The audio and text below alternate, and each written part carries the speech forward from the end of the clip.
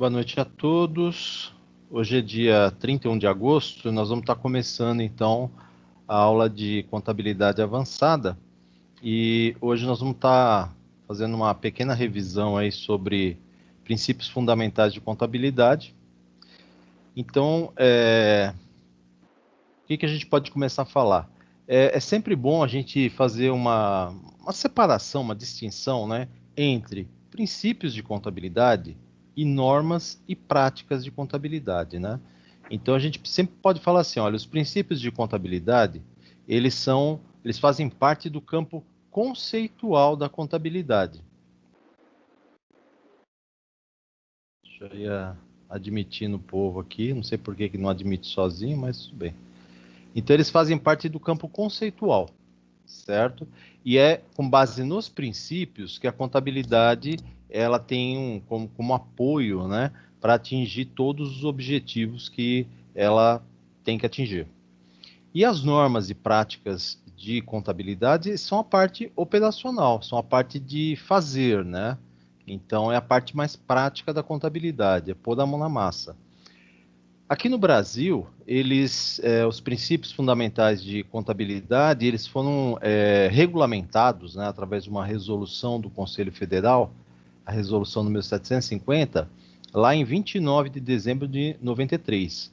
E depois, uma outra resolução, né, a de 16 de dezembro de 94, a 774, ela veio e trouxe alguns detalhamentos, né, algumas explicações para melhorar a compreensão, né, dos princípios de contabilidade, fundamentais de contabilidade. E aí, as normas e práticas, elas estão sempre baseadas ou derivadas, né, dos princípios de contabilidade.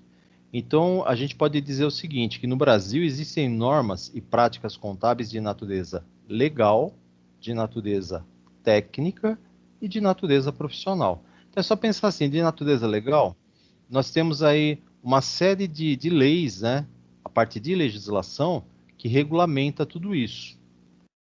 A parte técnica é a parte que é feita pelo CPC, né, alguma coisa específica, vamos dizer assim, explicando os procedimentos de uma forma mais detalhada, tal. E a parte profissional, ela é feita pelos contadores, pelas associações de classe e também pelo conselho, né?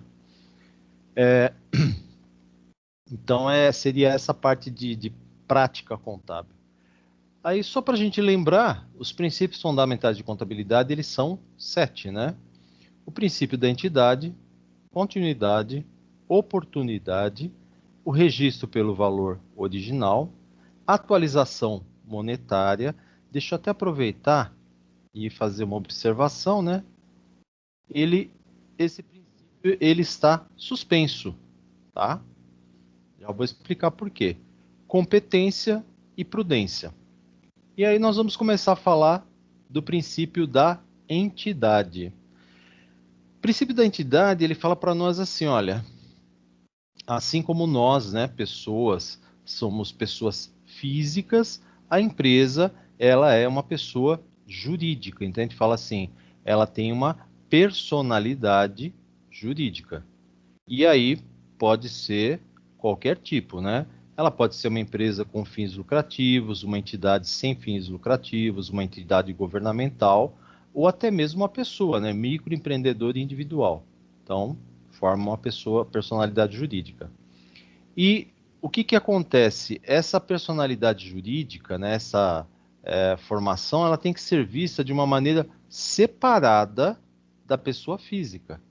Então, o princípio da entidade, ele vem dizer para nós exatamente isso, né?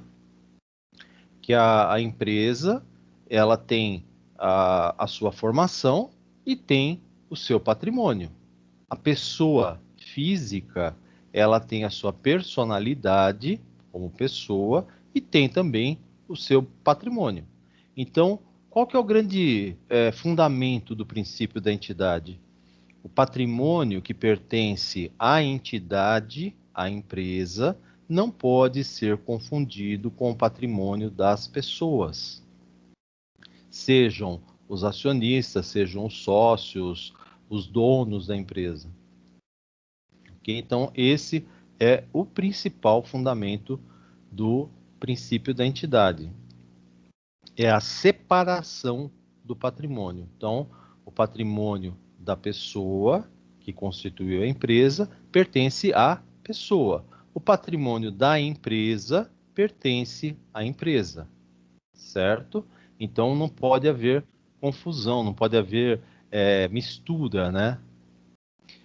Um outro detalhe também, assim, se nós tivermos várias empresas de um mesmo grupo econômico, vale a mesma coisa. Cada uma delas tem a sua personalidade jurídica, né? Tem o seu ato constitutivo.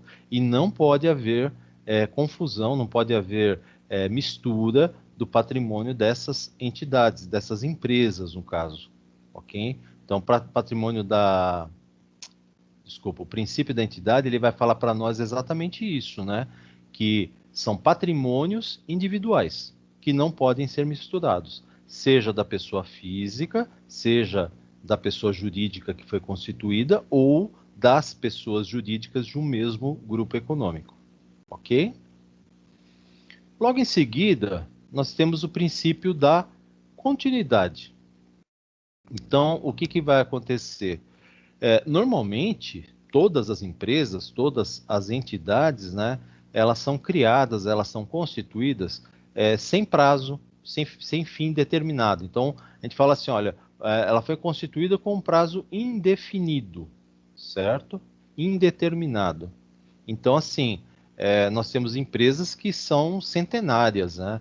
Nós temos aí a Coca-Cola, muito antiga, temos a mesma Petrobras, já é uma empresa que tem uma certa idade e tal, e por aí vai, né? Se você pegar na Europa, nós temos empresas que já têm mais de 400 anos. Então, elas vão passando, né? Se forem empresas familiares, vai passando de uma geração para outra na família, e se forem empresas de capital aberto, sociedades anônimas, vai só mudando os acionistas, mudando os sócios, né? Mas a empresa permanece. Então, o que acontece? É muito importante a gente ter em mente essa questão do princípio da continuidade, né? Que as empresas não têm um prazo definido, né? Elas não têm um prazo para acabar, certo? Por quê? Quando você segue o princípio da continuidade, você vai fazendo a contabilidade de uma maneira normal, certo? Agora, existem algumas exceções quando da criação da empresa, né? Existem algumas empresas que são criadas com prazo determinado. Então, o que vai acontecer? Isso já tem que estar no documento de constituição da empresa, que daqui 3 anos, em tal data, as atividades da empresa serão encerradas. Então, são empresas criadas para execução de algum projeto definido. Quando o projeto estiver concluído, a empresa deixa de existir. E aí tem um ponto bem interessante, né?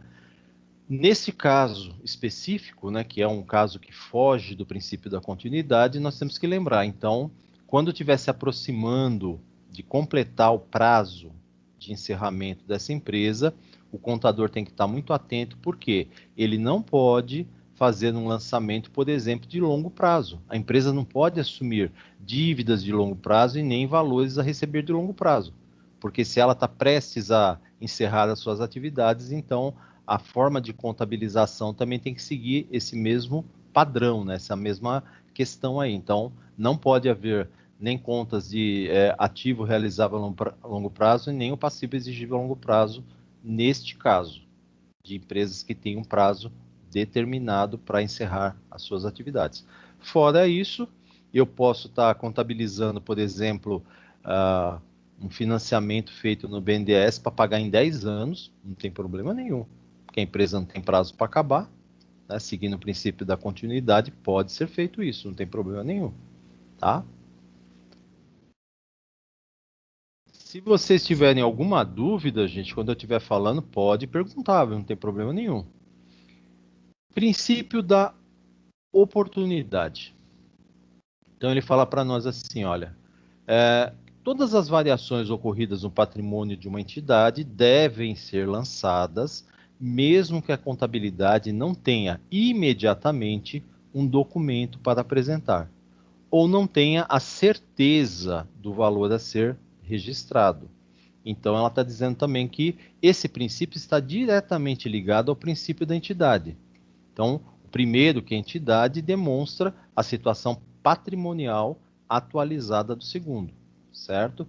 E quando ele fala para nós, considerando a tempestividade e a integridade, certo?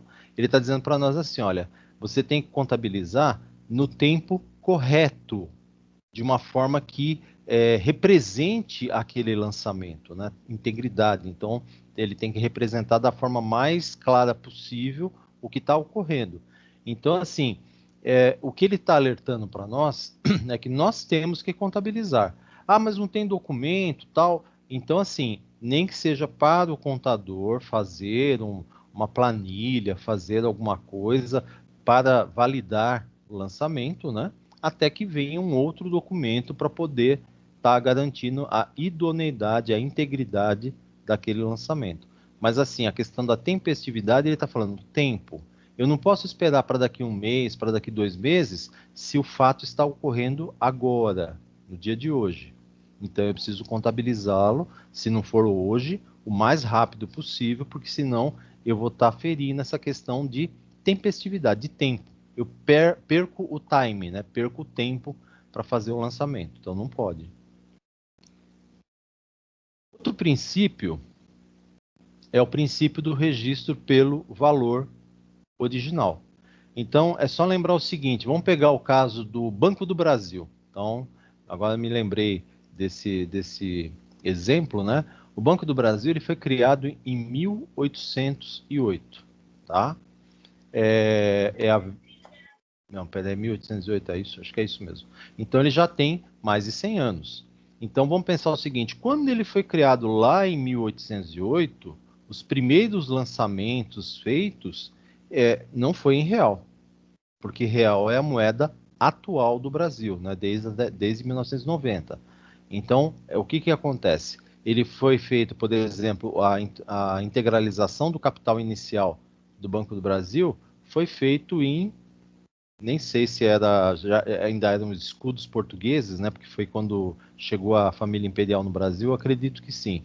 Mas assim, os primeiros registros foram feitos na moeda da época e nós não podemos mudar isso. Então a mesma coisa, vamos supor que daqui 5, 10 anos mude a moeda do Brasil novamente. Aí não vai ser real, vai ser uma outra moeda. Não é possível fazer a mudança daquilo que já foi registrado. Se nós pegarmos empresas que têm um pouco mais de tempo, aí, um pouco mais de existência, vocês vão ver que tem registros em cruzeiros, tem registros em cruzeiros novos, tem registros em cruzados, tem registros em cruzados novos e depois tem registros em real, que é a moeda que está vigorando atualmente, certo? Então, o que vai acontecer? O princípio do registro pelo valor original, ele quer uniformizar os componentes do patrimônio. Então, ele mantém o registro original e conforme vai havendo a mudança na moeda, no caso brasileiro nós já tivemos várias mudanças, né? O máximo que acontece é ir cortando os zeros, né? Então, o que valia 1.000 cruzeiros, depois passou a ser um cruzeiro novo, cortou 3 zeros.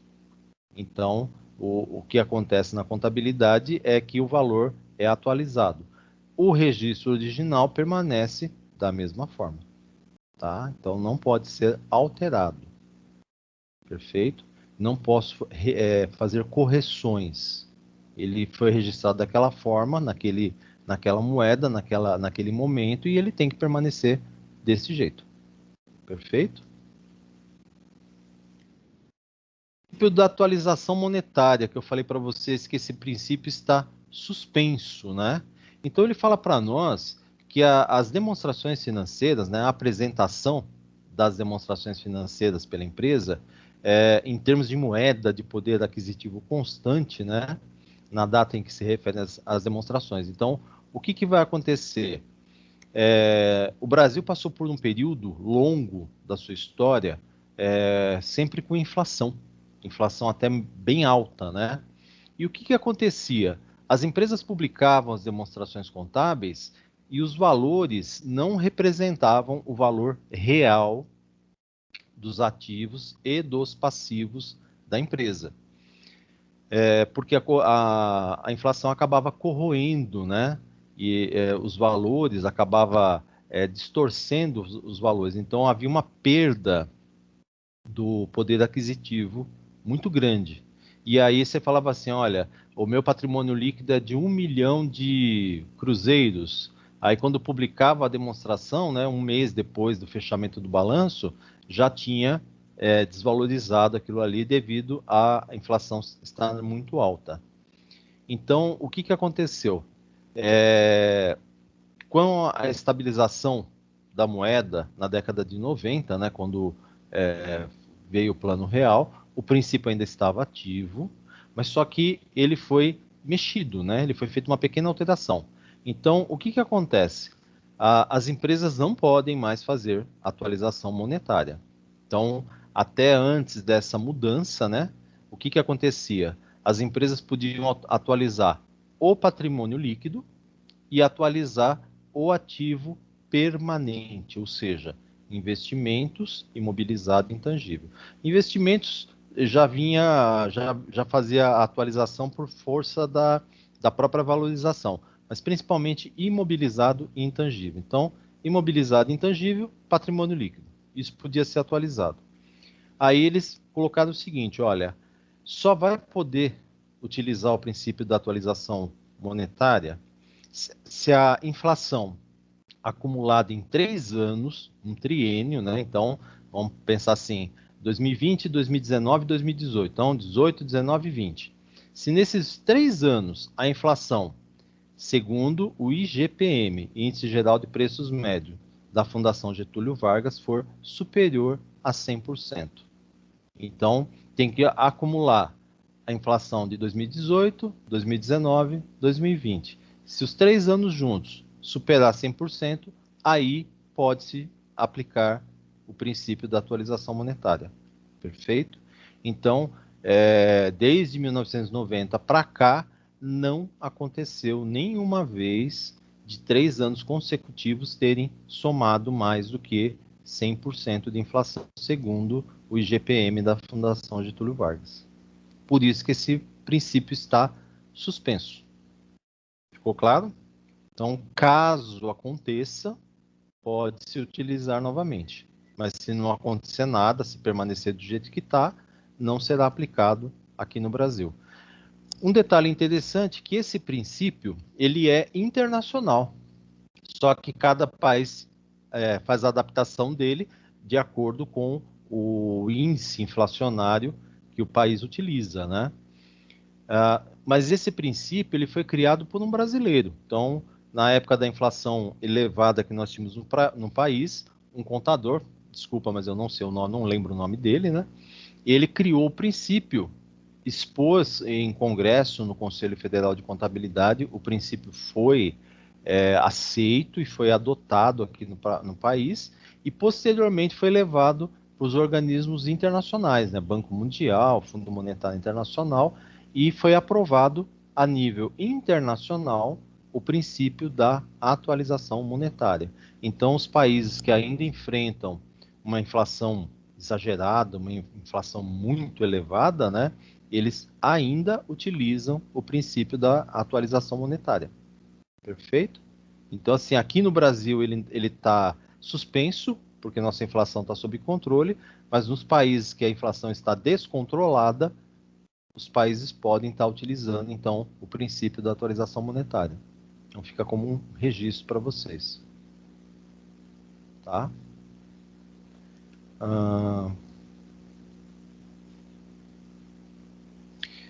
Aqui é só um comentário do princípio, não tem nada de tão fora do comum, né?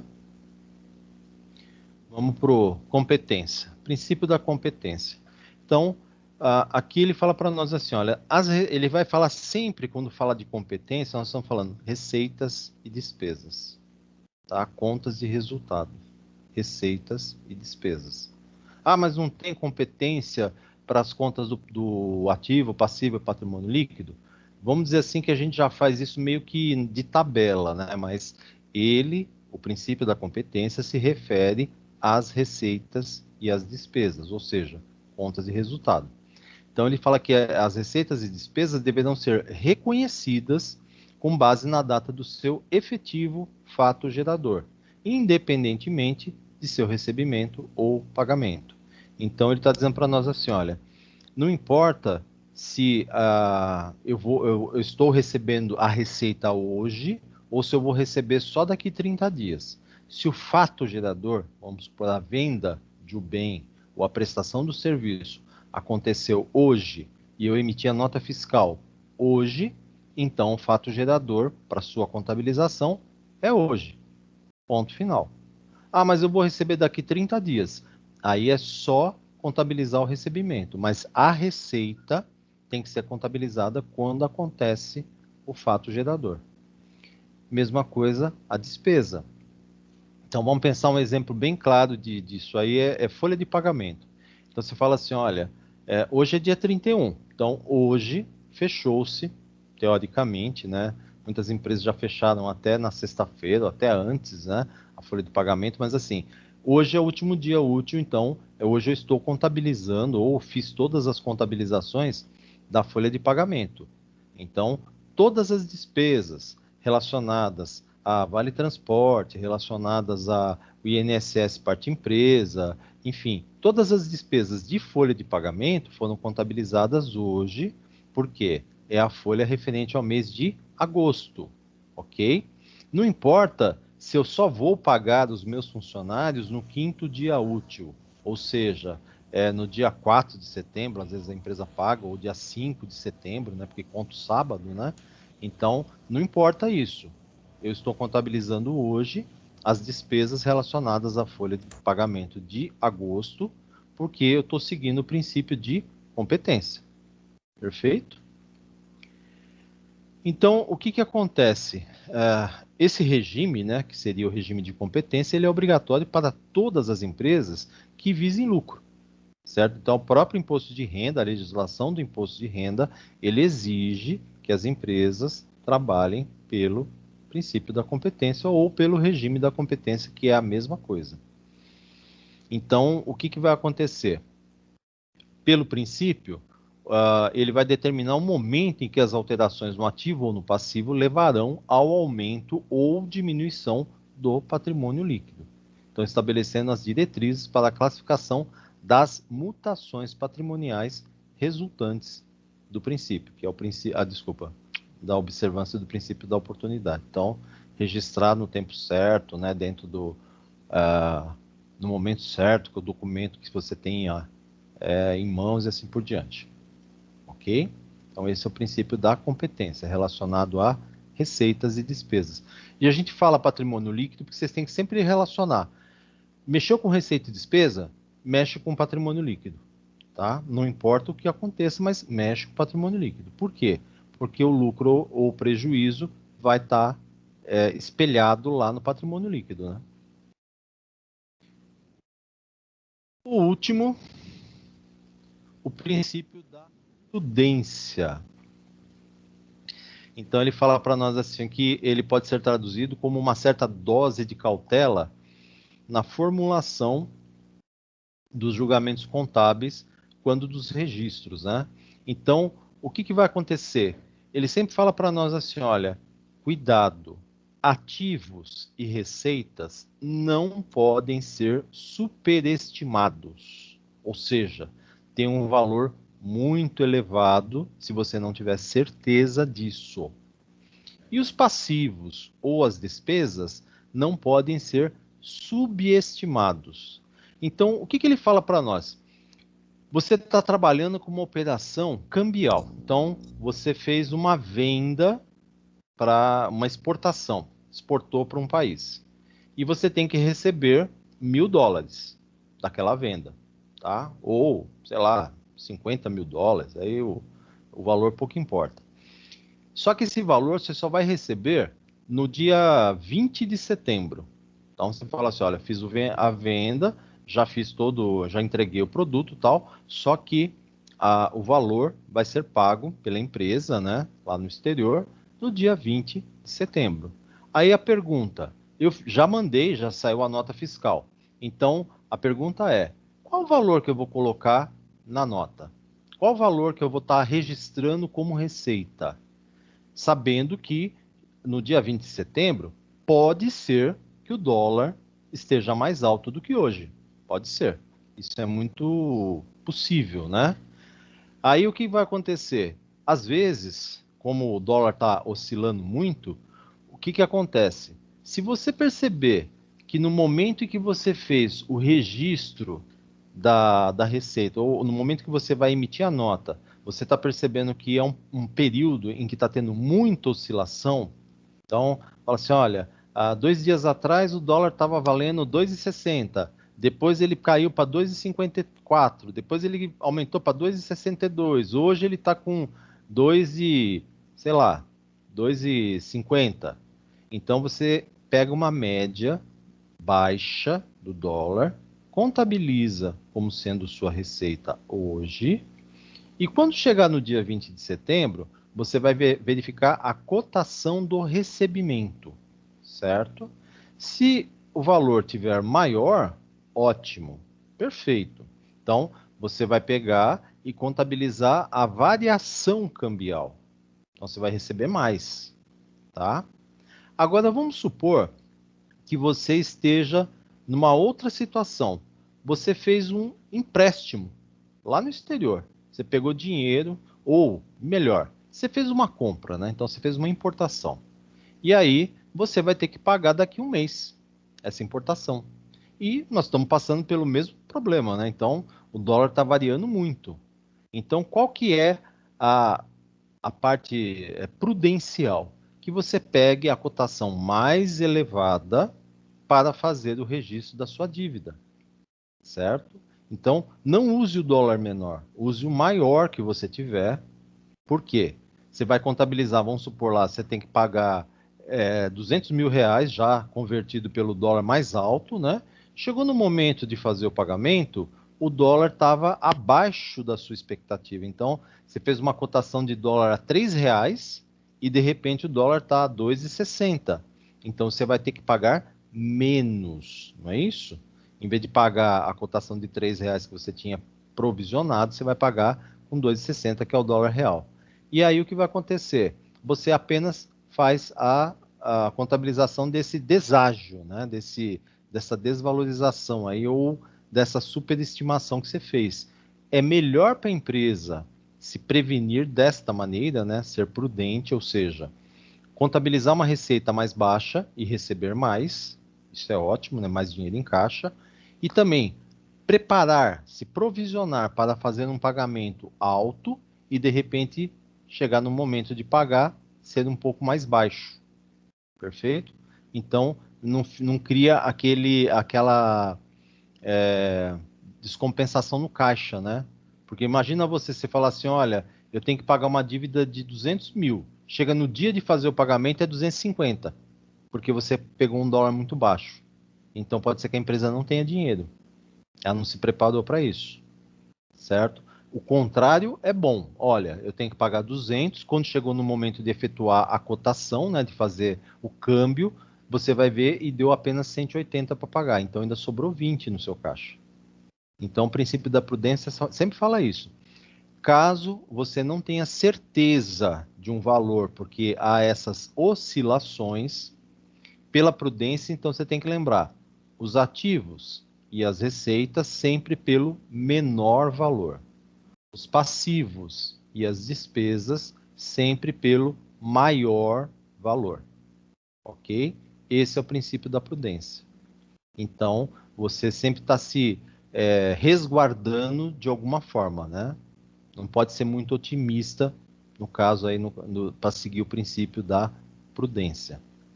E aí você tem que lembrar que o ambiente aqui da economia brasileira, ele é muito inconstante, né? Por isso que a gente tem que estar realmente sempre adotando o princípio da prudência, sempre adotando o princípio de estar tomando cuidado com essas questões, ok? Então, é exatamente isso aí que ele prega para nós. Ah, deixa eu ver o que é. Ah, tem uma deliberação da CVM também, que vai falar que mexe um pouco com a contabilidade, né? E tem os CPCs, né? Tem inclusive um CPC, um Comitê de Pronunciamento Contábil, que ele trata basicamente da estrutura conceitual básica da contabilidade, né? E ele vai dar todo o conceito para você poder estar criando os demais CPCs, né, que seria a parte específica, né, de internacionalização da contabilidade, né, que é isso, esse que é o grande fundamento do Comitê de Pronunciamento Contábil, tornar a contabilidade brasileira no mesmo padrão da contabilidade internacional. E isso já está há muitos anos, eles estão fazendo, né? E o que, que acontece? A estrutura da contabilidade brasileira, né? Ela segue sempre para poder elaborar qualquer normativo, qualquer princípio, qualquer atualização do CPC, ela sempre vai verificar os objetivos da contabilidade, os cenários contábeis e depois ela vai verificar postulados, princípios e convenções contábeis, tá? Então, o que, que acontece aqui? Com relação aos princípios de contabilidade, né, essa deliberação e o próprio nosso Conselho Federal, ele sempre separa em três categorias, né, os postulados, que, vamos dizer assim, seriam as máximas da contabilidade, eles são muito semelhantes aos princípios, não foge muito disso, os princípios contábeis propriamente ditos e as convenções contábeis. Precisa lembrar sempre que convenção contábil é uma prática que acabou sendo, foi criada uma teoria para validar a prática, uma convenção contábil, certo? Então, já era feito dessa forma, foi estudado, viu que a forma como estava sendo feita era correta, e aí cria-se uma convenção contábil para poder formalizar aquilo, tornar aquilo mais formal, mais técnico, né? Então, é uma convenção contábil. Perfeito? Vocês gostariam de perguntar alguma coisa dessa primeira parte? Por hora, não. Não? Olha, Ô, eu professor, boa vou. noite. Boa noite. E aí, tudo bem? Como foi de férias? De férias e preso dentro de casa, né? Mas graças a Deus, bem com saúde. Ah, que bom. Agora você está sentindo falta, né, da gente conversar na sala lá, né? Você ficar falando sozinho. Fazer o quê, né?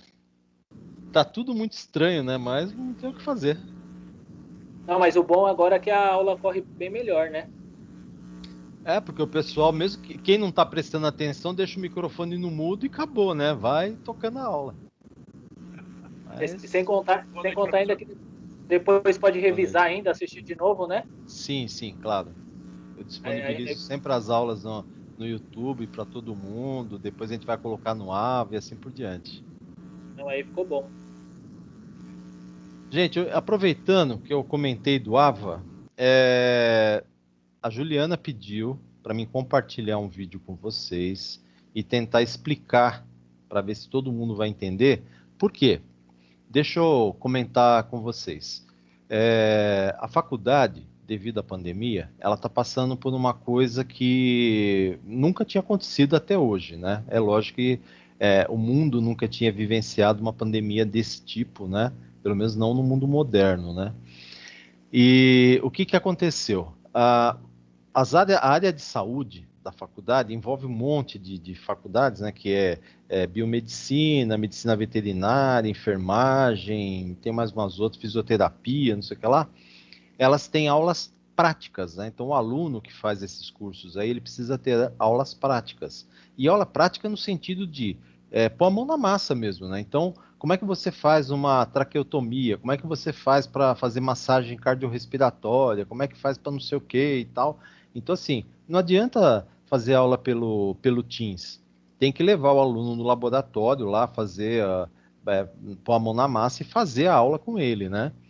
E para encerrar o primeiro semestre, né, que seria 2021, que para nós acabou em junho, né? o pessoal da área da saúde não pôde concluir 2021. Então, tinha aluno que estava para se formar, tinha aluno que não sabia se ia passar para o outro semestre ou não, né?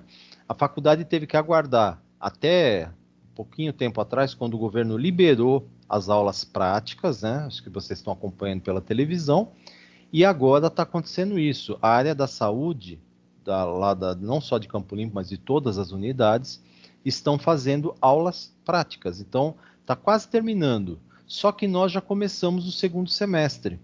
E aí, o que, que aconteceu? O AVA está com as matérias da área da saúde ainda com as matérias do primeiro semestre, e os demais cursos estão com as matérias, as disciplinas do segundo semestre. Então, isso está dando conflito no AVA. E aí é o que está acontecendo. Às vezes o aluno tenta entrar na sua área, né, para poder acessar o conteúdo da disciplina e não está conseguindo. Então, nós vamos estar mostrando para vocês um vídeo. Prestem atenção e se precisar depois, acho que a Juliana já mandou, mas assistam novamente, verifiquem novamente para ver o que tem que ser feito para vocês poderem acessar o AVA sem ter nenhum tipo de problema, sem ter nenhum tipo de conflito aí. Espera só um pouquinho que eu preciso achar onde que está o bendito aqui.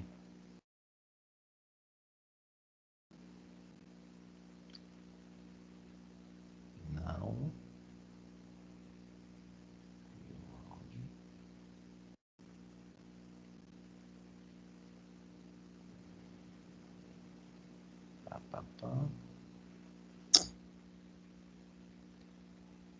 Vocês estão vendo isso que eu estou mostrando agora ou não? Sim. Portal digital do aluno. Sim, professor. Sim. Sim? Tá. Eu vou passar. Se vocês não estiverem ouvindo o áudio, ele vai falando no vídeo, me dá um toque, mas eu acho que vocês vão estar ouvindo. Então vai lá. Agora, olha só, presta atenção. Então, o ABA está dando problema, você não está conseguindo acessar. A gente tem uma maneira alternativa para você acessar o seu ABA. Tá? Então, o que você faz? Você entra no meu curso, você vai em meus cursos, e aí, o que você vai fazer? Você vai entrar por aqui. Aí você vai escolher a disciplina que você quer, e você vai entrar no seu ABA acessando desta maneira. Aí, logo em seguida, você vai cair nessa página. A partir do momento que você cai nessa página, você não vai ver o calendário de aula ao vivo aqui da direita. Não vai estar, porque você tem que voltar na página inicial do seu AVA, onde você tem AVA no canto direito, desculpa, canto esquerdo, e no canto direito vai aparecer o calendário com a aula ao vivo e todas as suas disciplinas que você tem que fazer durante o semestre.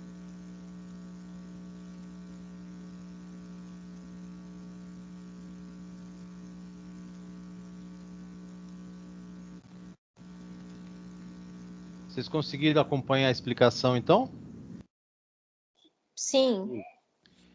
O que que acontece?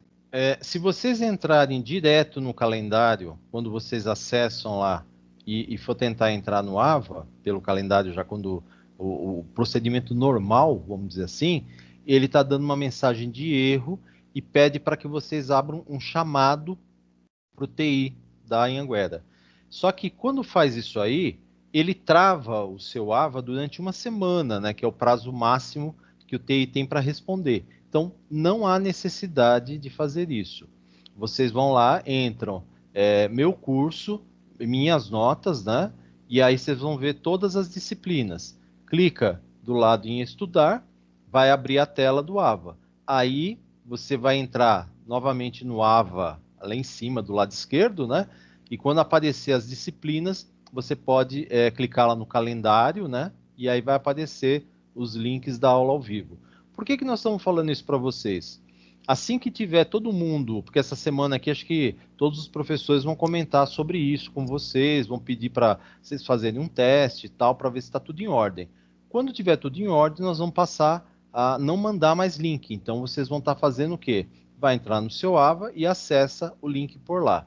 Aí sempre vai ter aquela aluna que vai falar, professor, mas eu estou com problema de acesso no AVA. Então a Juliana falou que já vai fazer aí um mutirão para tentar resolver todas essas questões. E se mesmo assim permanecer, ela vai disponibilizar o link da aula para aqueles alunos que não estão conseguindo acessar o AVA, para ninguém ficar deixar de assistir a aula. Perfeito? Então, seria essa questão aí que teria que estar passando para vocês. Tranquilo? Todo mundo conseguiu se situar? Se vocês não receberam esse linkzinho do vídeo aí, que ela mandou lá no Moodle, uma coisa assim, tem gravado então nesta aula que eu estou fazendo com vocês. Para quem já teve aula comigo semestre passado, sabe que é só entrar no YouTube, pesquisar Professor Daniel César, e aí vocês vão encontrar o meu canal lá no YouTube, né? Que agora até isso eu tive que fazer, né? Criar um canal no YouTube para poder gravar as aulas, né?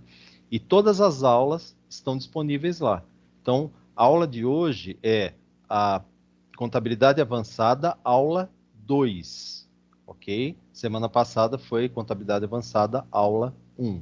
Tá lá tudo disponível. E tem dos outros cursos também, dos outros semestres. Vocês podem assistir o que vocês quiserem, né? Só não esqueçam de assistir a aula que vocês precisam realmente, né? De repente vai assistir outras aulas e acaba esquecendo de assistir a aula que realmente vocês precisam estar acompanhando, né? Então é só isso que eu precisava lembrar vocês. Tudo bem? Professor, isso é bom avisar. Isso é bom? É bom avisar, porque no semestre passado quase que eu fiz a prova de outra matéria. Ah, então, mas é por isso que eu estou falando, né? Você sabe quais são as disciplinas que você está cursando. Agora sim. Quer dizer, mais Perfeito. ou menos. Meu AVA não está entrando, mas eu sei sim. Então, aí quando você vai procurar, por exemplo, vamos supor, comigo você tem aulas. Ah, não, você tem aula duas aulas, né? Você tem aula de contabilidade avançada e você tem aula de práticas 3, não é isso? Isso. Então você tem dois vídeos gravados lá já da semana passada, e agora essa semana mais dois. Então é lembrar, né? Verifica o nome da disciplina antes de assistir a aula, né? Só isso. Ah, não, mas esse daí foi no link que o senhor tinha mandado. Lembra que você mandou um monte de link de prova? Sim. Mandou tudo no e-mail para todo mundo, aí quase que eu E aí fiz a você prova. queria fazer de tudo quanto é prova, né? Ó, esse semestre eu já tenho que estar aprovado, hein? Pois é. Já fiz a prova no semestre passado. Beleza. Professor, só pode repetir, por favor, o nome do seu canal? Isso. Quando você entrar no YouTube, você pesquisa Professor Daniel César. Lembrando que o meu César é com Z, tá? Pesquisou, você já vai encontrar meu canal. Estava colocando com S. É, por isso que não vai achar. Já Bom, achei. é só lembrar, Professor Daniel César com Z, você já encontra meu canal. Beleza. Perfeito? Professor, Bom. você tá me ouvindo? Bem baixinho. Nossa, peraí, deixa eu ver se também tá acontecendo. Por isso que eu tô tentando falar com o senhor, eu não consigo. Mas Tem um beleza. chiado, tá assim como se fosse um zumbido. Tá, eu vou dar uma melhorada depois, mas tá bom. Tá Tô bom. aqui presente. Obrigado. Nada. Vamos lá, vamos dar sequência aqui na aula, que senão já viu, né? Estão enxergando bem aí ações? Sim. Sim. Perfeito. Então vamos lá. Ações. Por que nós estamos falando um pouco sobre isso aí? A matéria de contabilidade avançada, ela vai falar sobre a questão de equivalência patrimonial, avaliação pelo método de custo, né, no caso dos investimentos em sociedades coligadas e controladas. Ela vai falar de algumas outras questões, né, participações societárias e assim por diante. E nós não poderíamos falar disso aí sem comentar da questão das ações. Nós estamos falando de sociedades anônimas, que são sociedades por ações, certo? Então, vamos ao conceito. As ações são títulos negociáveis e eles representam o capital das sociedades anônimas, perfeito? A gente pega alguns autores que vão falar que a ação é a menor parte do capital de uma empresa. É a parte menor que tem representativa do capital.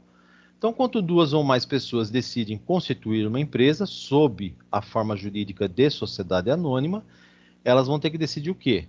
O valor do capital, o número de ações em que esse capital vai ser dividido, o valor nominal de cada ação, ou se essas ações vão ser emitidas sem valor nominal. E a quantidade de ações que cada um vai subscrever. Aí, deixa eu só fazer um parentezinho. Valor nominal de cada ação. Aí você fala para mim assim, mas o que é? O que quer dizer isso aí, valor nominal? Então a gente fala assim, olha, você tem o valor nominal, que é o valor da ação no momento em que ela é lançada, né, no momento que você constitui o capital, e você tem o valor de mercado.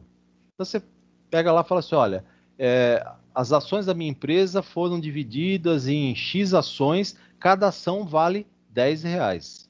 Então, eu estou dizendo assim, o valor nominal da ação no momento da constituição da empresa foi estipulado em R$10. Aí essa empresa vai para a Bolsa de Valores, é uma sociedade anônima de capital aberto.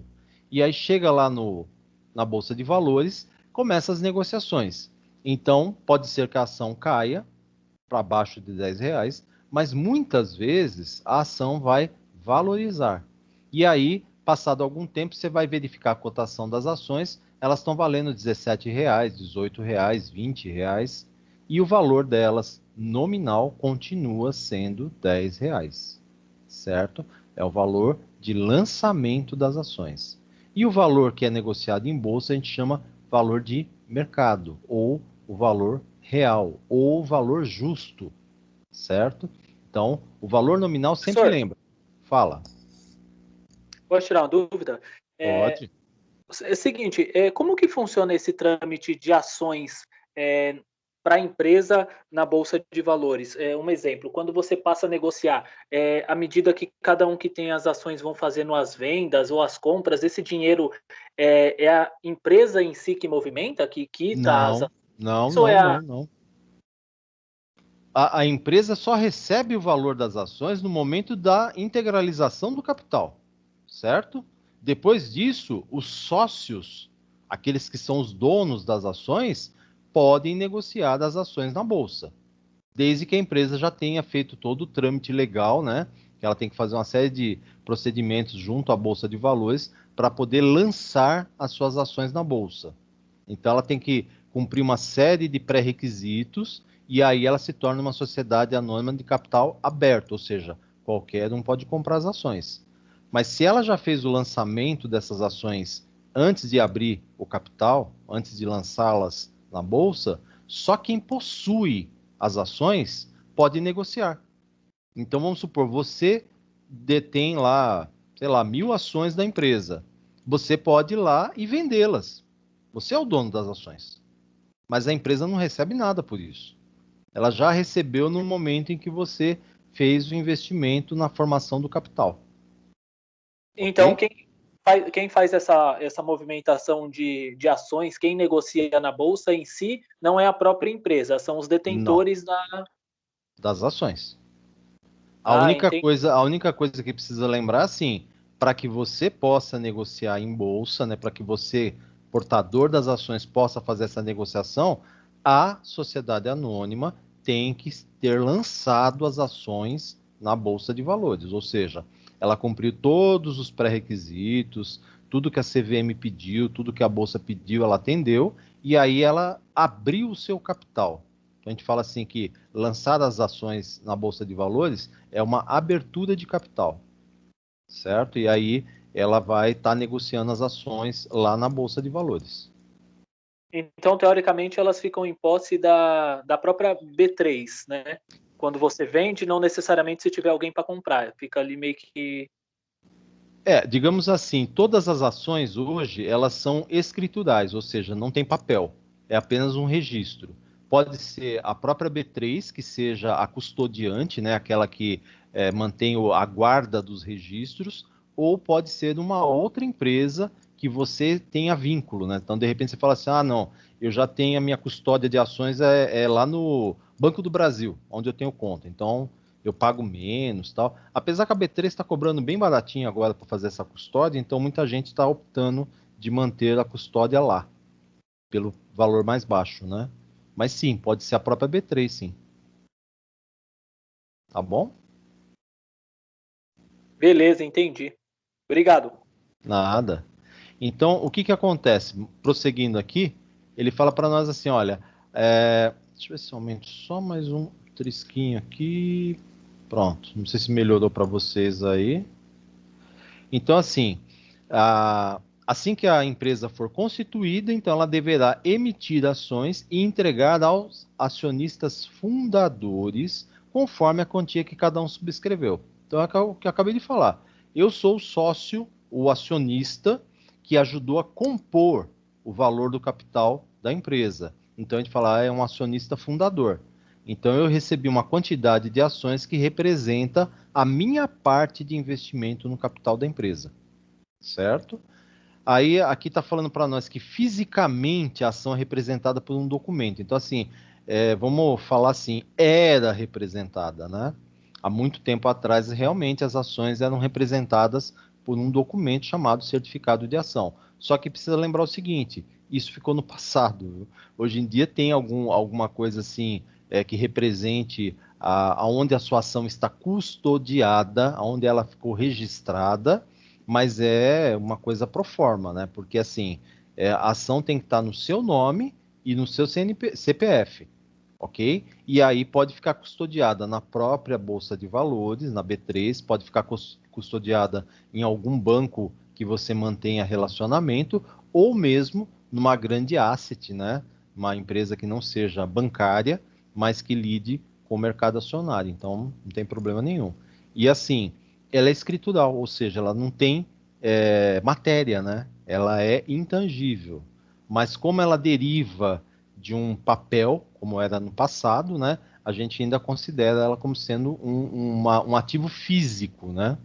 Por incrível que pareça, o conceito ainda é esse. Mas assim, elas não existem mais em papel. Tem até algumas pessoas, alguns colecionadores que têm ainda as ações originais, né, as ações ainda em papel. É só você pensar assim, mas como é que era uma ação em papel? Ela era semelhante ao papel moeda, tanto é que a maior parte das ações era confeccionada na Casa da Moeda do Brasil, feitas em papel moeda. E parecia um diplominha. Então você imagina assim, um diploma, como um diploma de faculdade, dizendo que fulano de tal é o portador de X ações no valor de tanto, né? Já falava o valor tal, de tal empresa. Era isso. Era um direito de posse de parte do capital. Certo? As ações elas são conversíveis em dinheiro em qualquer momento, mediante a negociação em bolsa de valores ou mesmo no mercado de balcão. Quando a gente fala mercado de balcão, é você vender de uma pessoa para outra, né?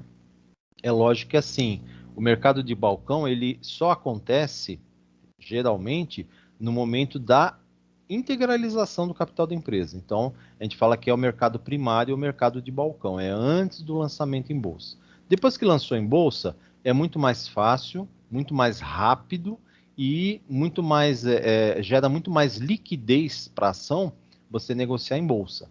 Mas é lógico, você tem que verificar. Vale a pena vender a ação neste momento? A cotação dela é favorável para que eu tenha um bom ganho de capital, né, de dinheiro, ou não? Então você precisa ver se vale a pena vender a ação ou não. Agora, a questão de ser conversível ou não, tendo negociação na bolsa, sempre vai ter alguém querendo comprar e alguém querendo vender. Então ela é conversível em dinheiro a qualquer momento. Os certificados de ações, né, quando eles têm alguma representação, ele sempre vai falar, olha, qual a denominação da empresa, né, da companhia, qual a sua sede, prazo de duração, que normalmente é indeterminado, né, o valor do capital social, a data do ato da constituição da empresa, né, que é a formação do capital, o número de ações em que se divide e o valor nominal das ações, ou a declaração de que elas não têm um valor nominal. Muito difícil, mas até pode acontecer. Então, nas companhias com capital autorizado, o limite da autorização em número de ações ou o valor do capital. Pra precisa sempre lembrar o seguinte: eu não posso ficar aumentando o valor do capital da minha empresa e aumentando a quantidade de ações sem uma prévia autorização, principalmente quando se fala de empresas de capital aberto. Então, para mim fazer o aumento do meu capital, primeiramente eu tenho que fazer uma assembleia com todos os acionistas ou com a maioria dos acionistas. Eles têm que estar de acordo com o aumento do capital. E aí eu vou na CVM e solicito a autorização para aumentar, elevar o valor do meu capital. E aí, vindo a autorização, eu posso estar fazendo isso. Certo? Não pode simplesmente chegar e falar, eu quero aumentar e acabou. Principalmente quando se fala de sociedade anônima de capital aberto. Outra questão interessante. Oi. Tem que ser Fala. unânime essa decisão? Não, maioria simples. Ah, então tá bom. Obrigada. Tá bom? O número de ações ordinárias e preferenciais existentes, né? Então, aqui tem uma outra questão muito importante. O que é uma ação ordinária? O que é uma ação preferencial? Então, vamos lá. Você tem um valor, isso acontece muito, por exemplo, Petrobras, Banco do Brasil, né? Muitas empresas têm essa divisão do capital em ordinárias e preferenciais. Então, o que vai acontecer? Vamos supor que eu tenho um capital de 100 mil reais, tá? E eu dividi em 100 mil ações de R$1 cada uma. Só que eu falei, olha, 50 mil reais, metade do capital, ou 51 mil reais, melhor, né? 51 mil reais são ações ordinárias.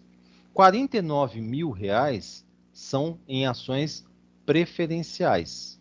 O que eu estou dizendo aqui? Quem manda na empresa é quem possui as ações ordinárias. Por quê? As ações ordinárias dão direito a voto, dão direito a decidir as coisas na empresa. As ações preferenciais não têm direito a voto. Então, se eu sou possuidor, né, se eu sou dono de ações preferenciais de uma empresa, qual é a minha preferência? Eu tenho preferência para receber primeiro os dividendos da empresa, eu tenho direito de receber primeiro as bonificações, se tiver alguma bonificação, e se acontecer algum problema na empresa, eu tenho o direito de ser o primeiro a receber de volta o meu dinheiro investido. Tá? Então, a preferência é nesse sentido. E as ordinárias? As ordinárias têm direito a voto, elas têm direito às decisões da empresa, né? Então, só os acionistas que têm ações ordinárias podem tomar as decisões da empresa, só que eles não têm preferência, ou seja, eles são os últimos a receber dividendos, bonificações, e mesmo se acontecer um problema na empresa, eles serão os últimos a receber o seu dinheiro de volta, se sobrar dinheiro, né?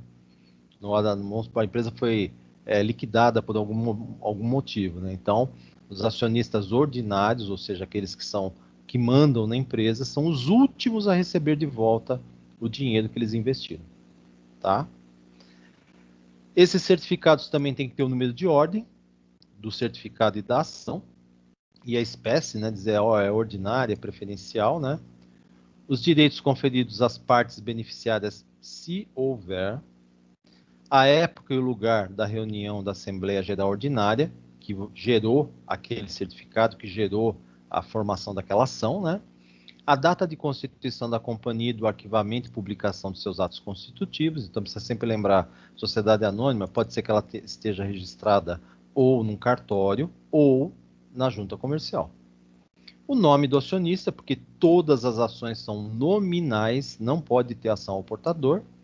O débito do acionista e a época e o lugar de seu pagamento, se a ação não estiver integralizada. Se tiver, acabou, não precisa ter esse tópico, né? Que ele não está devendo nada, ele integralizou todo o dinheiro, então não precisa. A data da emissão do certificado e as assinaturas de 2 diretores ou do agente emissor dos certificados.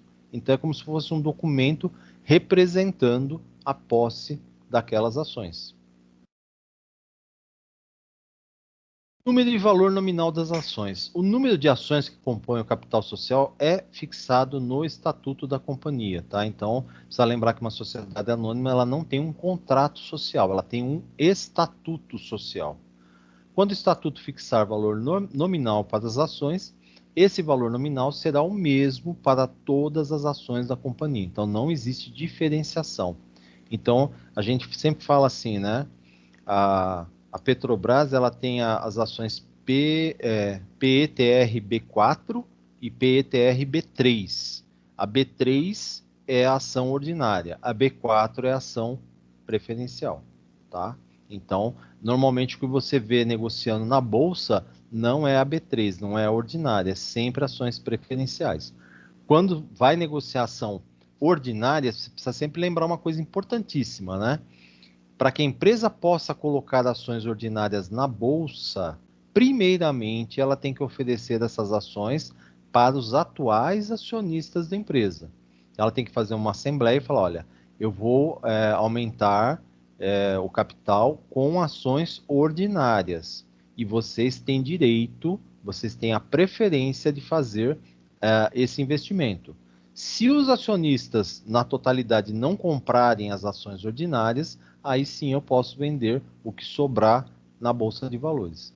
Se eu não fizer essa assembleia para oferecer, não posso estar vendendo na Bolsa as ações ordinárias. Tá? Por quê? Os acionistas que já possuem ação ordinária sempre têm preferência para comprar novas ações ordinárias quando a empresa quiser vender. Perfeito? O número e o valor nominal das ações somente poderão ser alterados nos casos de modificação do valor do capital social ou da sua expressão monetária, né? Vamos supor, acontece às vezes de você falar assim, olha, eu tenho X ações que valem R$10. Aí numa assembleia eles resolvem dividir o valor. A gente fala, R$10 é um valor muito alto para cada ação, vamos dividir, ou fazer as ações valendo R$5 cada, então vai dobrar o número de ações da empresa. Só que se eu tenho 10 ações, eu vou passar a ter 20, certo? Então a gente fala, é um desdobramento, né? É para poder facilitar a negociação na bolsa. Ou às vezes acontece o contrário, né? Às vezes a empresa fala assim, olha, as minhas ações valem R$1 cada uma. Aí é um valorzinho muito pequeno, e eles falam, não, vamos agrupar, então eu vou fazer agrupamento de 5. Então, uma ação, a cada 5 ações que valem R$1, vai passar a valer uma única ação no valor de R$5. Tá? Então, ou desdobramento para diminuir o valor, ou agrupamento para deixar o valor mais alto. Mas sempre respeitando, quem tem ação vai só mudar o tipo, né? Então, olha, eu tinha 10 ações, valiam R$1 cada. Agora mudou para R$5 cada ação. Então, eu vou ter 2 ações que vão valer R$10 no total.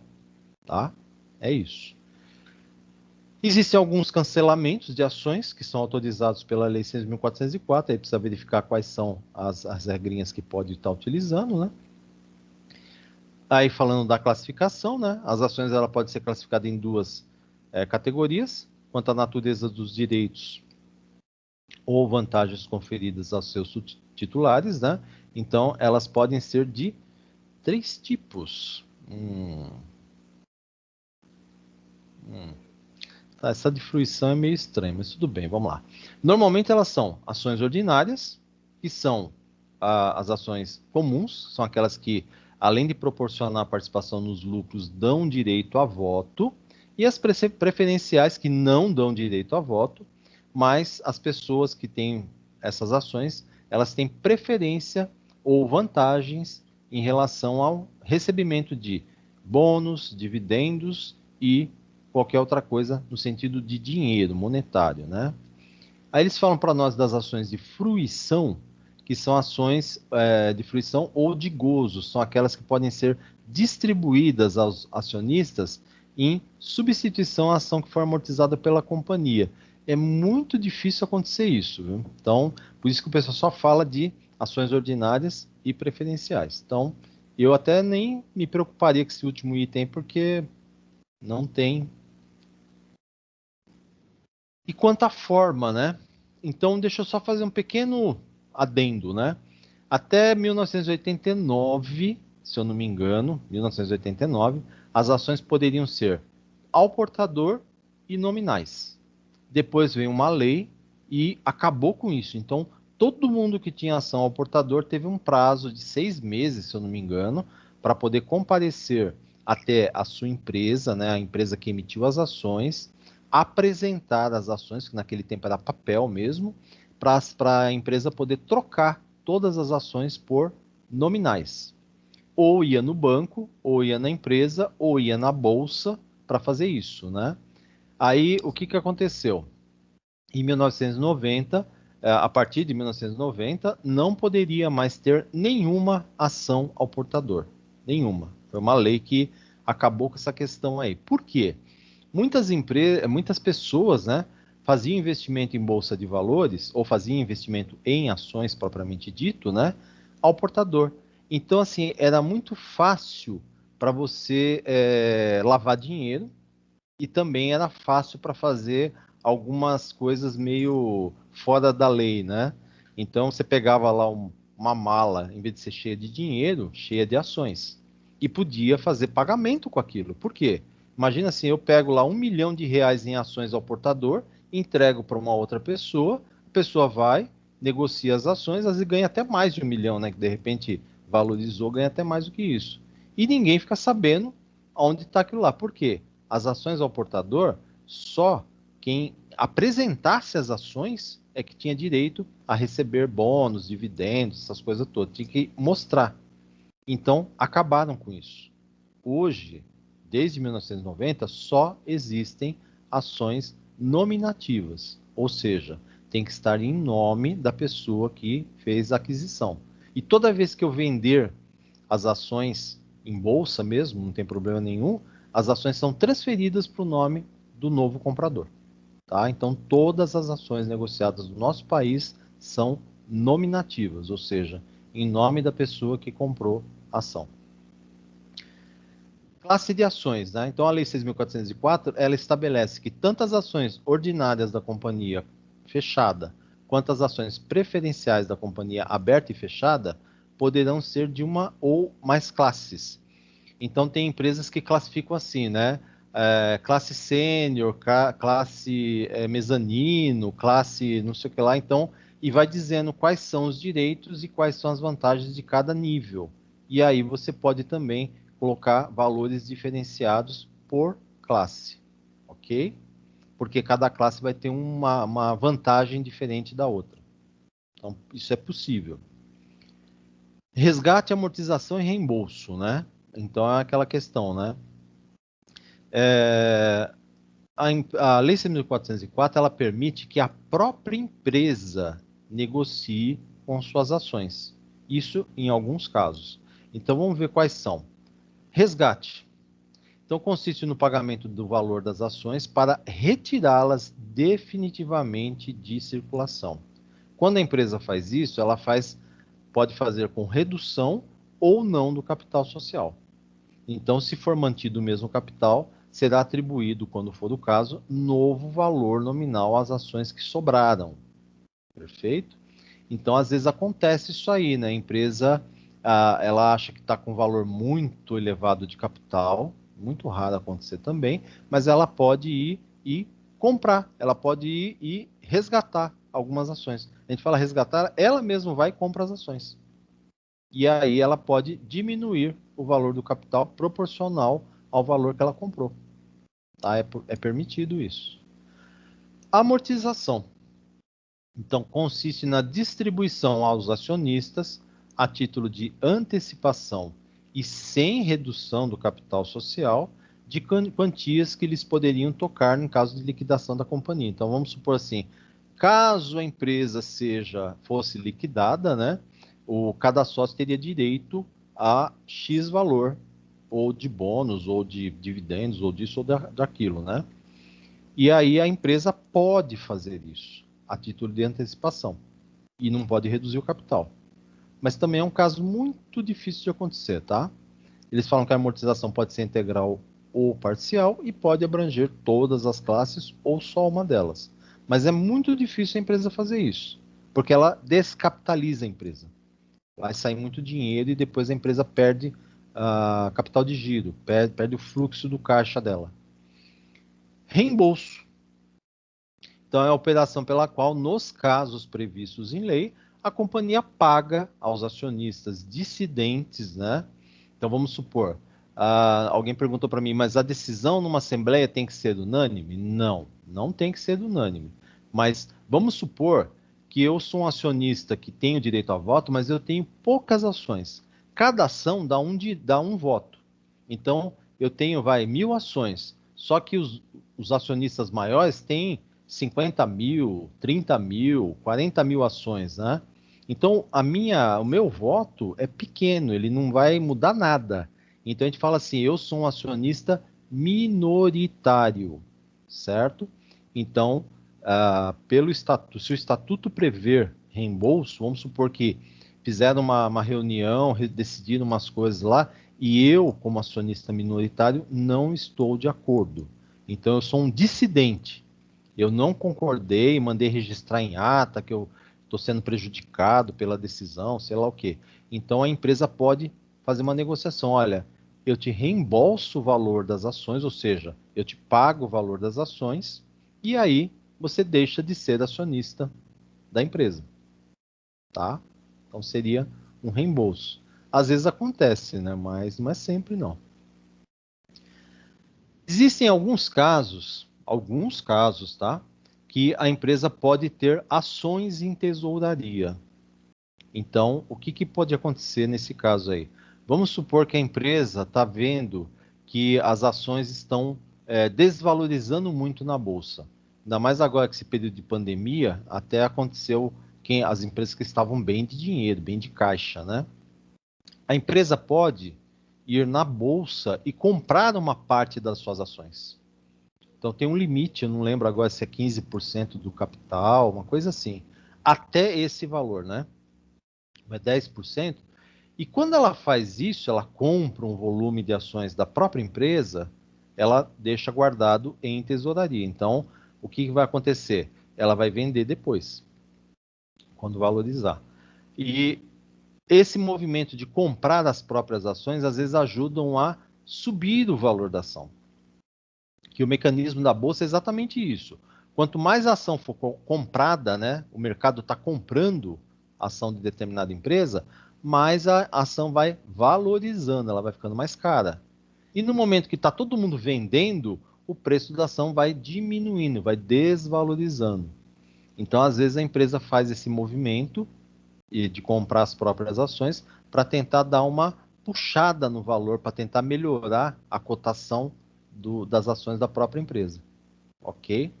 Então, quando ela faz isso, ela deixa em tesouraria, e quando ela achar que já passou o estresse do mercado, ela pode vender novamente e se livrar das ações, porque o objetivo da empresa não é ter as suas ações. As ações têm que estar na bolsa ou na mão dos acionistas. Outra questão que a gente tem que falar para vocês é sobre debêntures. Então, às vezes a gente fala, mas assim, o que é uma debênture? É um título emitido pela empresa, só pode emitir debêntures empresas de capital aberto que tenham autorização da Comissão de Valores Mobiliários para fazer isso, né? E quando é que eu faço isso? Por que eu emito debêntures? Eu não quero aumentar o capital da minha empresa. Eu não quero emitir novas ações. Mas eu preciso de dinheiro. Então, o que a empresa faz? Ela pede autorização para a CVM e emite debêntures. Então, é um título, é um ativo financeiro, é um título que qualquer pessoa pode estar comprando para investir na minha empresa.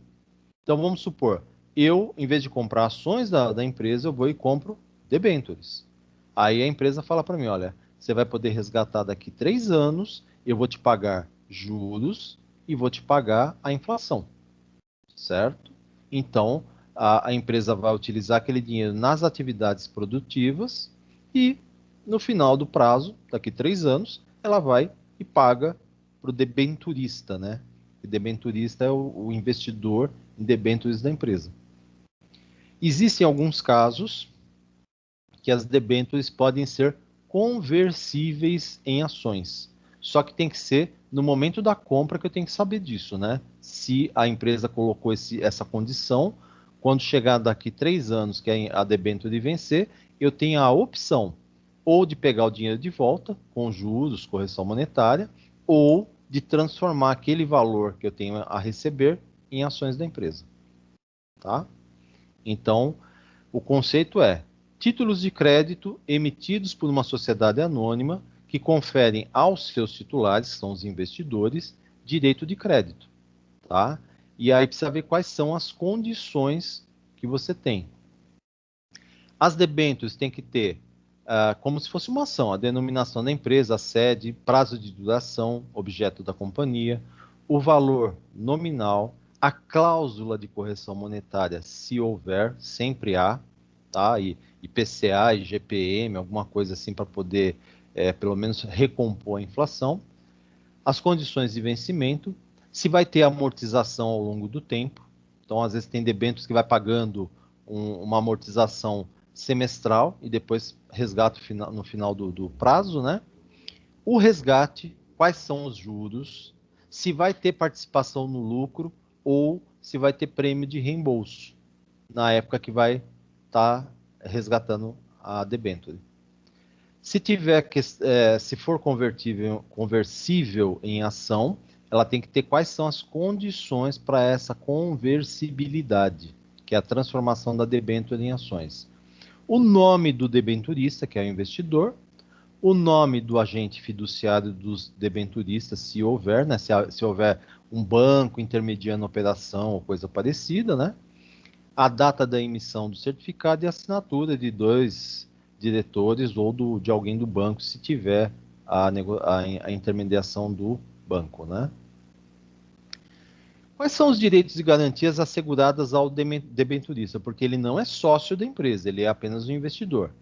Então, o que difere as debêntures dos demais títulos de crédito, né? E elas acaba deixando elas mais atrativas aos investidores, são algumas garantias, né? Então, são garantidas pelo ativo da companhia emissora. Vamos supor que você comprou as debêntures de uma empresa e vai ser resgatado daqui 3 anos. Quando está quase chegando no prazo do momento do resgate, né?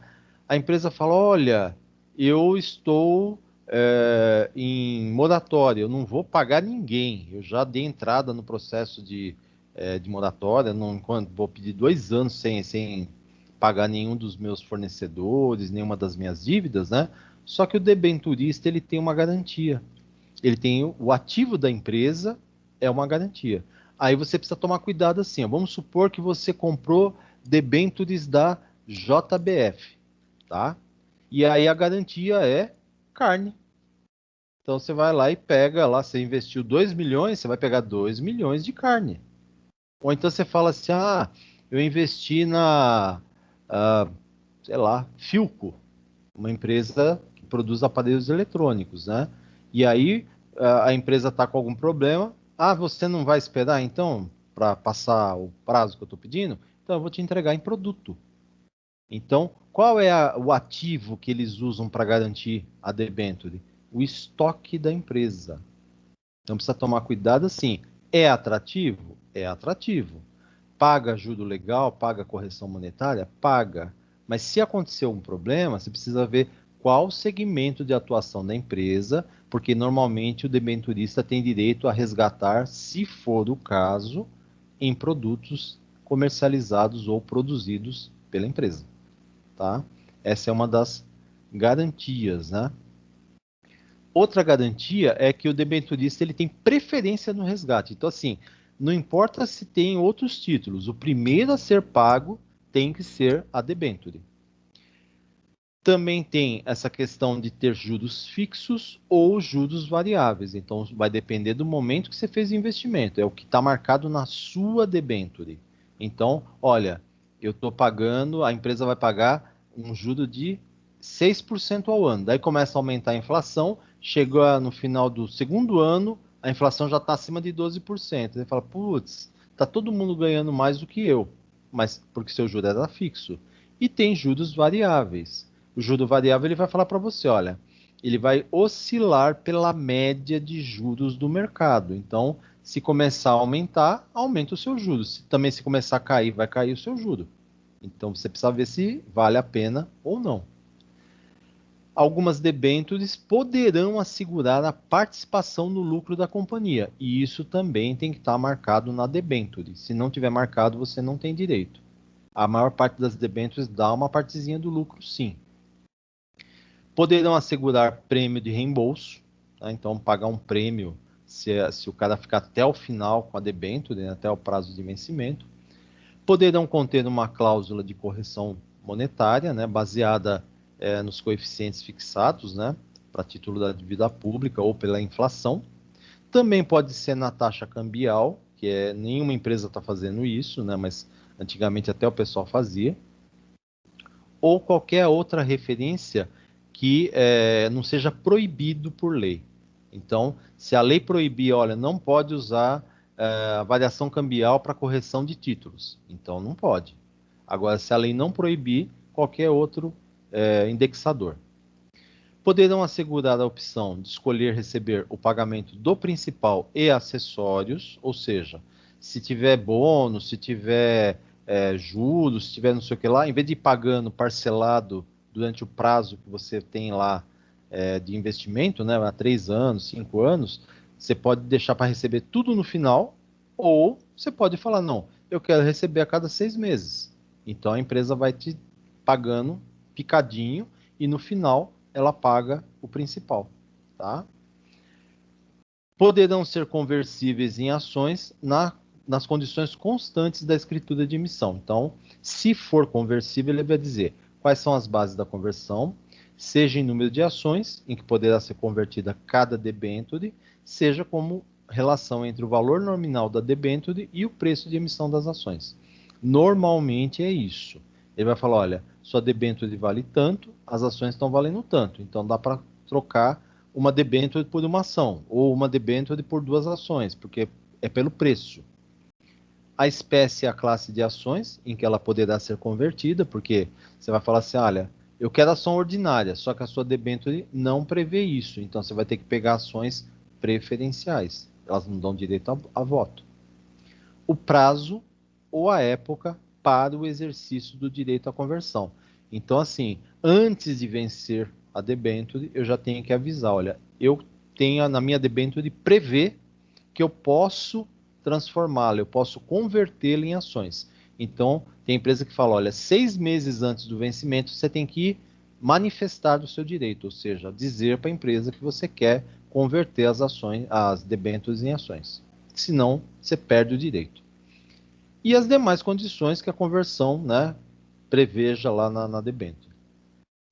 Então, quando a companhia decidir proceder à alteração do estatuto para mudar o objeto da companhia ou criar ações preferenciais ou modificar as vantagens das ações que já existem, né, em prejuízo das ações em que são conversíveis as debêntures. Então, vamos supor, olha, a companhia vai fazer alguma modificação em alguma categoria das ações, lá, alguma nível das ações, e isso vai prejudicar os debenturistas. Né? A debênture tem que especificar exatamente qual tipo de ação, qual a categoria de ação, né, que você tem direito a converter as suas debêntures. Então, a lei já diz, olha, fica assegurado aos debenturistas, enquanto puder ser exercido o direito à conversão, a prévia aprovação em Assembleia Especial. Então, antes deles fazerem a modificação, os debenturistas que têm debêntures conversíveis em ação podem participar de uma Assembleia Especial para falar, olha, não estou de acordo, ou eu quero que vocês mudem as cláusulas da minha debênture para mim poder ter esse direito, certo? Então, é uma das coisas que a lei permite. Os titulares de debêntures da mesma emissão ou série podem, a qualquer tempo, reunir-se em uma assembleia a fim de deliberar sobre uma matéria de interesse da comunhão dos debenturistas. Então, eles podem solicitar uma assembleia só dos debenturistas para poder decidir alguma coisa que seja de interesse comum. Olha que interessante, né? Isso é previsto também na legislação. Criação e emissão das debêntures. Os dados relativos à emissão das debêntures, como o direito conferido por elas, suas garantias e as demais cláusulas ou condições, sempre vão estar num documento denominado escritura de emissão. É o documento que você tem para poder, como se fosse o regulamento da sua debênture, ou as regras, né, ou os direitos. Agente fiduciário dos debenturistas, né? Então, o artigo 1º, ou desculpa, o parágrafo 1º do artigo 61, né? A escritura de emissão por instrumento público ou particular de debêntures distribuídas ou admitidas à negociação no mercado terá obrigatoriamente a intervenção de agente fiduciário, ou seja, sempre tem que ter um intermediário, seja um banco, uma corretora, alguma coisa assim. É um agente que vai estar auxiliando ou fazendo a prestação de serviços aí, no caso das debêntures, né? Cédula de debêntures. Então, ainda na Lei 6.404, né, no artigo 72, eles falam que as instituições financeiras autorizadas pelo Banco Central a efetuar esse tipo de operação poderão emitir cédulas lastreadas em debêntures, com garantia própria, que conferirão a seus titulares direito de crédito contra o emitente. Então, dá para você criar, hoje em dia o pessoal cria fundos de investimento lastreados em debêntures. Então, você não compra a debênture, você compra o fundo, faz o investimento lá e ele vai rentabilizar conforme a rentabilidade das debêntures que o fundo comprou. Ok? É uma forma de investimento. Aí ele fala para nós da emissão de debêntures no exterior. Então, é permitido, pode ser feito. Então, tem essa possibilidade, né? Vencimento e extinção das debêntures. Então, o artigo 74 da Lei 6.404, ela fala para nós assim, que a companhia emissora fará, nos livros próprios, as anotações referentes à extinção das debêntures e manterá arquivados, pelo prazo de 5 anos, com os documentos relativos à extinção, os certificados cancelados ou os recibos dos titulares das contas das debêntures escriturais. Se a emissão tiver um agente fiduciário, caberá a este fiscalizar o cancelamento dos certificados. Tá? Então, da mesma forma que ações, existe uma cláusula que permite você cancelar. Então, vamos supor que você emitiu lá 1 milhão de debêntures para sua empresa e foi fazendo a venda, né? O pessoal foi comprando para investir na empresa e aí sobrou, sei lá, 50 mil debêntures que não foram vendidas. E aí já está começando a correr o prazo, né? Porque, de repente, a empresa já está com dinheiro, já está fazendo a movimentação, tudo. Ela pode simplesmente falar, olha, vou cancelar essas 50 mil debêntures, eu vou extinguir essas 50 mil debêntures. E aí tem que ter todo um processo para ter certeza que aquilo foi cancelado e que só existe aquela 950 mil, né? Eu falei 1 milhão, então cancelou 50 mil, sobrou o restante. Perfeito? Pergunta, turma. Ficou mais claro agora o que é uma debênture? Um ativo financeiro, um título emitido por empresas de capital aberto. Quando falarem de debêntures, agora todo mundo vai lembrar o que é uma debênture? Sim, para mim ficou bem claro. Porque às vezes a gente fala, né? Mas só fala sem explicar a fundo e o aluno acaba não entendendo direito o que é isso, né? Mas a gente precisa sempre falar exatamente isso. Então, é um ativo financeiro, é um título emitido por uma sociedade anônima de capital aberto, que vai gerar recursos para a empresa e para o portador daquela debênture ele vai garantir que ele tenha juros e correção monetária e mais alguns benefícios sobre o valor que ele investiu. Perfeito? Eu queria só para a gente poder finalizar, espera só um pouquinho. Isto.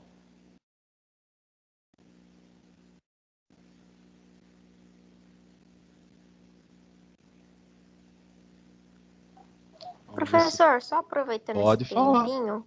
Pode falar. O senhor colocou algum assunto no AVA já? Porque, pelo menos para mim, eu consultei hoje mais cedo, a sua matéria, todos os campos estavam em branco. Eu vou colocar amanhã, porque como então nós estávamos ainda com essas coisas do AVA, então eu pretendo amanhã. Só que eu vou pedir para vocês o seguinte, vocês já mandaram e-mail para mim sobre essa matéria já, né? Ou eu não pedi Não, essa ainda passada? não. Só de perfeito. práticas 3. Isso, então eu vou pedir assim. Só tem o sétimo, não tem mais ninguém. Não tem ninguém perdido aí de outro semestre, né? Quem que mandou para mim foi você, Ana? Foi. Então eu vou fazer o seguinte: amanhã eu mando algum material para vocês, inclusive da semana passada e de hoje, esse material que eu estou trabalhando com vocês, e já vou mandar uma atividade para vocês me entregarem semana que vem, perfeito? Tudo bem. Ok, todo mundo ouviu, né, turma? Sim, eu ouvi. Perfeito. Vocês estão vendo a minha tela ou não estão enxergando? Sim. Eu estou enxergando. Dá para ver Estão sim. enxergando? Sim. Se não ouvirem o som, vocês me avisam, hein? Agora, se estiver ouvindo, deixa passar. Neste vídeo vamos falar sobre Goodwill, que é o conjunto de elementos intangíveis ligados a uma empresa, manifestado na sua marca, na sua reputação, na sua capacidade de gerar receitas. E embora ele contribua nesta geração de receitas, ele é de difícil mensuração. E ele só irá integrar o ativo intangível a partir do momento em que for avaliado em matéria de preço e integrar uma negociação de compra e venda de empresas. Difícil mensuração e integrar uma negociação.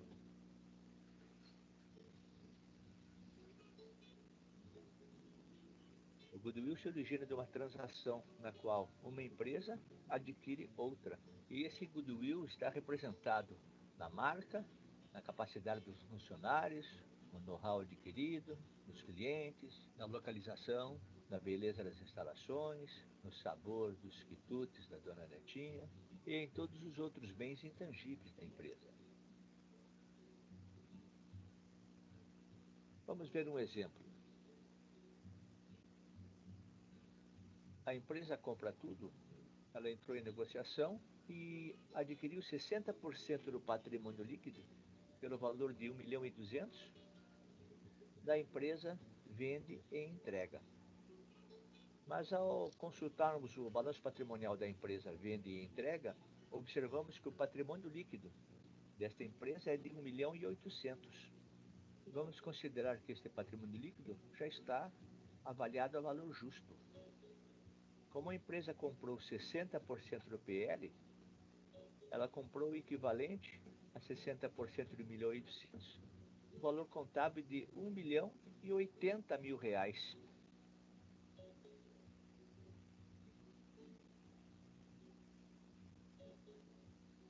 Vai pagar 1.200.000, sendo que 60% do PL vale 1.080.000. Essa diferença de 1.200.000 menos 1.080.000, R$ 120.000, é o nosso goodwill. É o valor que a empresa compra tudo, está pagando a mais pelos bens intangíveis que virão junto com esta aquisição. Vamos ver os razonetes representando os registros contábeis desta aquisição. Do caixa, um crédito de 1.200.000 saindo do caixa, que serão aplicados no valor contábil da empresa adquirida por 1.080.000, mais o nosso goodwill de 120.000. Esses dois registros farão parte do investimento na companhia vende e entrega.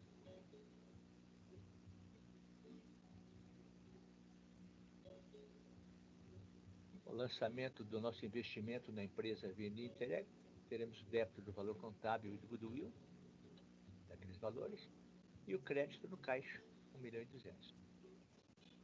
Vamos ver agora o conceito de mais-valia, que é a diferença entre o valor justo e o valor contábil do patrimônio.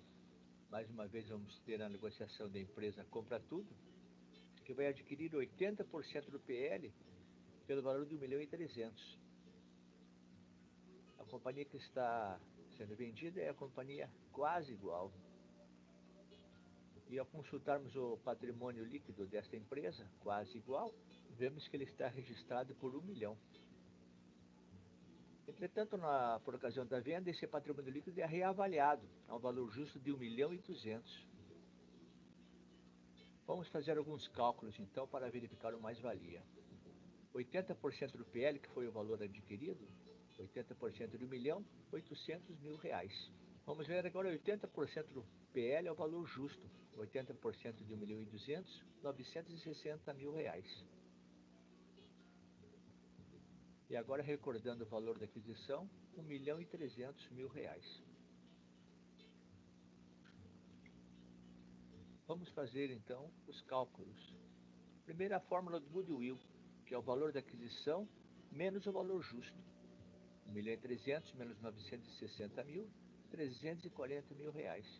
Este é o valor do Goodwill, valor da aquisição menos o valor justo. E agora o valor do mais-valia, o valor justo menos o valor contábil. No nosso caso, 960 mil, que foi aquele valor reavaliado, menos 800 mil, que é o valor do patrimônio líquido que estava sendo adquirido.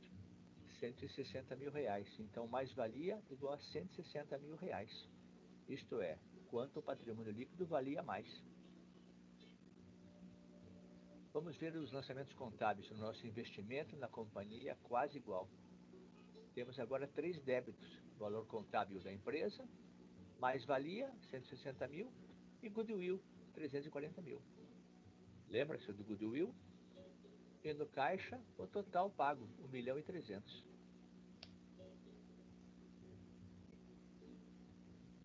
Então, recordando, Goodwill é a diferença do preço de aquisição menos o valor justo. E mais-valia é o preço do valor justo menos o valor contábil. Esses dois registros, Goodwill e mais-valia, serão contabilizados no ativo não circulante, lá nos investimentos. Nesses dois casos, o valor pago é o maior que o valor justo. Vamos ver agora um caso da compra vantajosa. A compra vantajosa acontece quando o valor pago é menor do que o valor justo. Mais uma vez, a nossa companhia Compra Tudo, que vai adquirir 100% do PL pelo valor de 500 mil reais. E a companhia Quebrada, que apresenta no seu patrimônio líquido um valor contábil de 600 mil reais. Ora, veja só, então a companhia Compra Tudo realizou uma compra vantajosa, porque ela adquiriu um patrimônio de 600 mil, pagando apenas 500 mil. 600 menos 500, uma vantagem de 100 mil reais. Vamos ver então os lançamentos contábeis dessa compra vantajosa. Inicialmente no investimento, na companhia Quebrada, o valor de 600 mil, que é o valor do patrimônio líquido adquirido. Do caixa saiu 500 mil. E essa diferença, um crédito, compra vantajosa, um deságio, é uma conta de resultado no valor de 100 mil reais.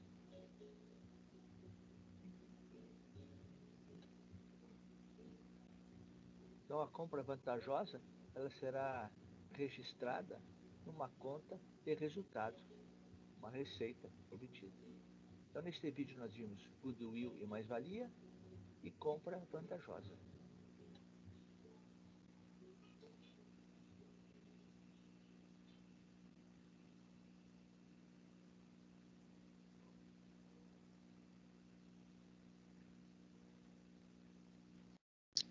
E aí, pessoal, ficou claro o vídeo?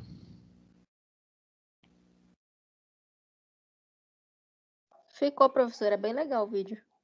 Legal. Então, o que eu vou estar fazendo? Eu vou estar enviando para vocês amanhã o material, vou estar mandando uma atividade simples, não é nada assim fora do comum, para vocês poderem estar fazendo e mandando para o meu e-mail até semana que vem, ok? Essa gravação vai estar disponível no YouTube e amanhã eu já coloco o material também no Aba. Combinado? Combinado. Perfeito. Então era isso, gente, que eu tinha para passar para vocês hoje era exatamente isso. E eu espero vocês na quinta-feira, não é isso? Práticas 3, quinta-feira? Isso. Beleza. Aí vê se vocês fiquem atentos aí, porque eu acredito que ainda vai ser por link. Mas se tiver qualquer mudança, é que nem eu falei para vocês, o videozinho que foi compartilhado, que está nessa aula também, explica como é que vocês têm que fazer para poder estar acessando as aulas através do AVA. Perfeito? Mas eu acho que até resolver tudo isso, ainda a gente já vai estar compartilhando o link com vocês para todo mundo poder aproveitar a aula. Então eu agradeço pela participação aí e aguardo vocês na quinta-feira na aula de práticas 3. Obrigado, professor. Valeu, noite, professor. professor. Boa noite. Boa noite. Falou, boa noite.